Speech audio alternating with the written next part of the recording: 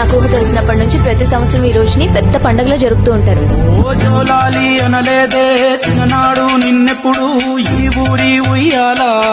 అన్ని దానముల కన్నా అన్నదానము మిన్న అంటారు. అన్నములను ఆశ్రయించి ప్రాణములుంటాయి.